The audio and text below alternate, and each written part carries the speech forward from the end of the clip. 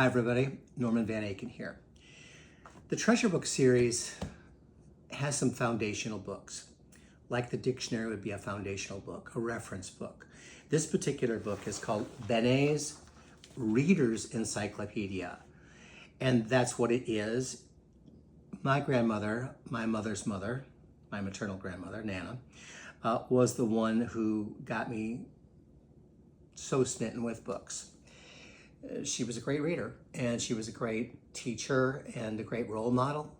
And so today is not a cookbook, which is a little unusual, but it is about this book, which is just an inspiration across the board for anybody who loves literature. It's done alphabetically, and through the course of the years, and I've had this probably for 30 years, this book. Remember, the internet didn't exist all these years. It's only relatively recently.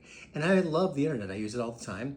Don't get me wrong, but I don't think the internet replaces books. I don't think Google or ChatGPT will ever, at least for me and many people that I know and love, will ever replace books. I must have been looking up abstract expressionism at one point in time.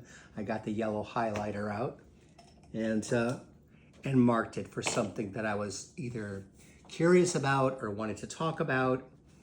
Alibaba and the 40 Thieves. This book goes across the continents, goes across the ages. And yes, I could have Googled this and might have at a different time. Let's see what, because this is what happens with my books and with other people's books, I'm sure, is that there are little pieces of paper in here that are remnants of time. And this one is a note to our son, Justin. Justin, read this piece for a synopsis on Beowulf. He must have had to do a paper on Beowulf for school. Beowulf going back to the 8th century, an old English Anglo-Saxon epic of almost 3,200 lines in alternative verse. So it's not just the information, it's the context of the information. It's where you were, even who you were when you were looking something up. I never know what's going to be in here. This belongs to anybody that loves books. Kitchen Arts and Letters, this is their postcard. I use it for a bookmark oftentimes, or if I'm reading something that's smaller font like this. If you're curious, what is highlighted here is about William Faulkner, the great American Southern writer, 1897 to 1962. What else is in here? Oh, my old boss, Gordon Sinclair, what a hipster he was. Well, he still is. And I worked for Gordon from 1982 to 1984, but extremely important transitional period of my life. Here's a menu, speaking of a transitional period of life. A menu from January 30th of 1992, when I did a dinner with the winemaker Randall Graham out of California. God, what an incredibly literate person Randall Graham is. I bet Randall Graham has a copy of Benet's Reader's Encyclopedia. My longtime favorite beat writer, Jack Kerouac. Never know when you're going to need $1, so put $1 in there from time to time.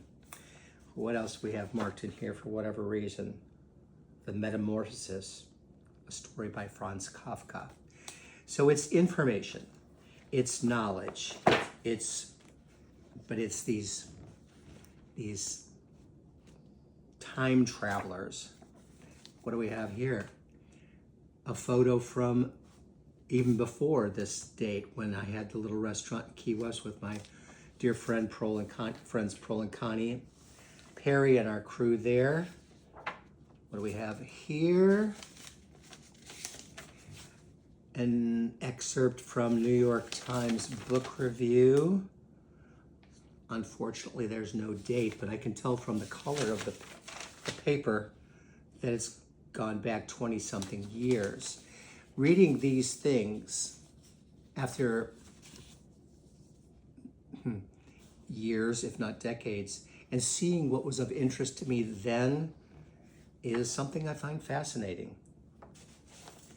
Oh, this is surprising. I shouldn't even have this one in here because I'm going to be doing a book, and this is a postcard. Well, it's not a postcard. Charlie wrote many postcards to us, not only me, but other people dear to him, like his sister Anne and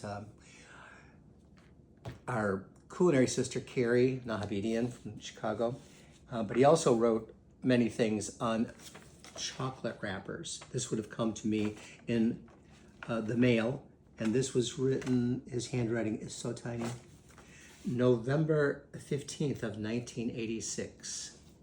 I'm going to be putting that where I'm putting the other papers regarding the book, which may take 10 years to write, who knows, the book on Charlie. And quotes have always been extremely important to me. I'm going to leave you with this particular quote as we wrap this up. And you could take a screenshot of that, because that, I think, belongs somewhere where you could look at it from time to time. Okay, the book today is Benet's Reader's Encyclopedia. I hope you've enjoyed kind of a foundational aspect of why I choose some of the treasure books that I do. I'll probably do the Larousse Gastronomique at some point in time. But this one is dedicated to the readers and the writers who make our lives so much richer. All right, everyone, have a great night, great day, whatever time it is you're looking at this, and I hope to see you back for another treasure book before too long. Bye-bye.